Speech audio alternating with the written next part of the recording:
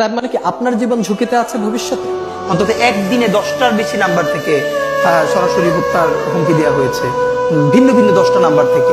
সেই 10টা নাম্বার সহ শাহবাগ থানায় জিডি করেছি, এরপর থেকে আর এর কোনো ইমপ্রুভমেন্ট পাই নাই।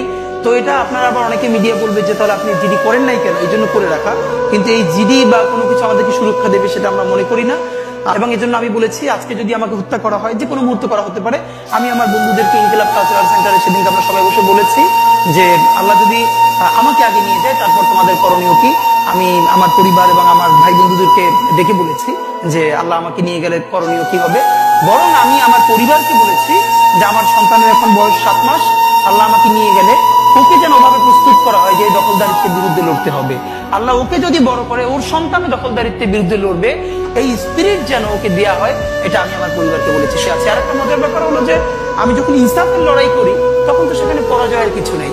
আমি বেঁচে থাকলে আমি গাজী হিসেবে লড়বো, আমি মরে গেলে শহীদ হয়ে আল্লাহর কাছে চলে যাব। আর আমাদের এই লড়াই তো হার জিতের ভিতরে, আমরা জিতের উপরেই আছে। আমাদের জীবন বেঁচে থাকলেও জিত, আমাদের জীবন চলে গেলেও জিত।